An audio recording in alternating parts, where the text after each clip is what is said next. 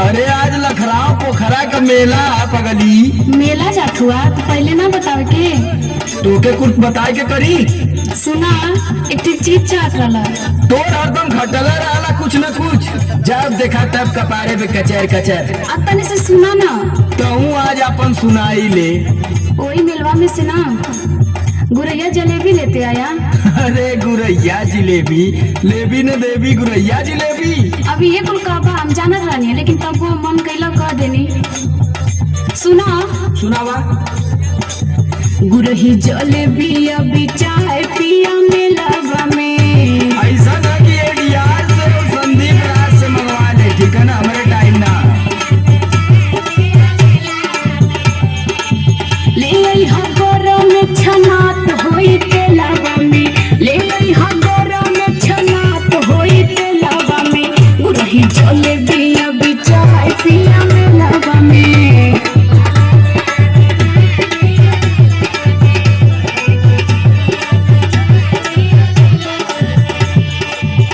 जब देखा तब तोरे लारे चुअला, पेट ही नहीं कारे। चुअता पानी लरी कोर भैलू धनिया।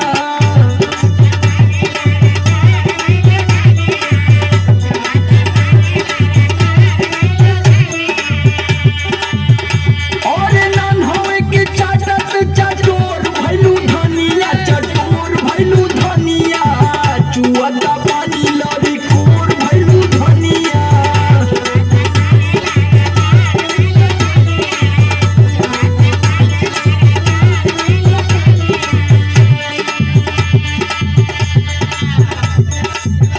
सुना सुनावा।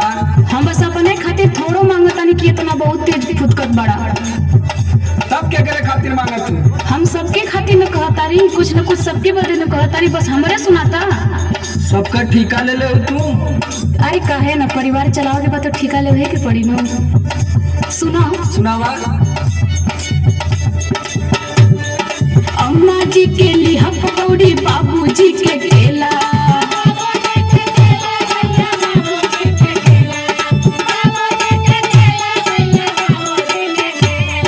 देवर जी के छेना बर्फी, ननदो जी के पेड़ा। अरे तो सबका ठिका मैं ले लेगा। जाके हैप्पी से और विक्की यादव से पूछा। जब वो बचौले रही है भीड़िया के रेलावा में। भीड़िया के रेलावा में गुरही जलेबिया बिचा है पिया मेलावा में।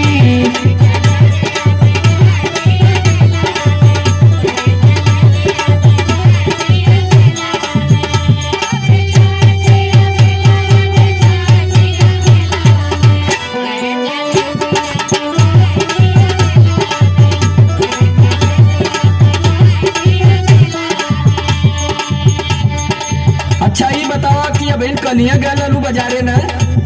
हाँ वो तो गईले रही। किसिम किसिम का कुल खाए के इलू है, तबले आज तोरे फिर लगल बढ़िया है भूख। अलिया न देता कि लगला बने। जब हम बने लगल तो वहाँ छने लगी ना। हंसी हंस के गोलगप्पा खैलू काल्हे साथ बजा ले। अब इन रात तुम्हारा आई माई चिल्लैली है कि पेट दुखाता पेट दुखाता। फिर बोल भी अनवा जिलेबी चाहे लगन तो के। बेना रात डोलावत बीतल ह गरमी के मारे।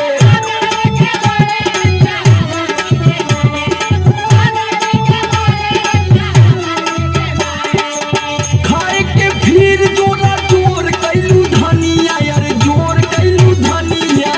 चुआता पानी लरी कोर भैलू धनिया। देखा थी कि तोर दिन पर दिन मन बढ़ल जाता जब से वो काशी स्टूडियो के राम यादव के मेहरारू के साथे कर रहा थी। तोरो पेट में हरदम आगे फूकत है। या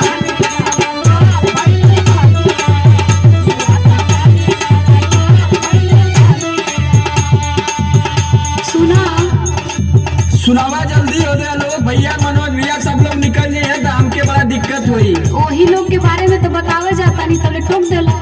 उधर ना तुनी भैया भी लेके बाइक अपन निकल गए हुए। हाँ ते लोग को बात मत मरिया। तका तोर मानी। सुना हमार बात एकदम ध्यान ध्यान में रखे के जइहा। बोल बोल बोल झटका बोल। चरखी झलुआ पे मत चढ़िया केतनो केहू कही। अब तो ये हमके सिखाइबी तू मैं लिया ली जनकी तू बोले तो बोल तो मुहा। सुनर सुनर लड़की अइहे नियत रखिहा सही। धक्का के ओके लाइन मारती।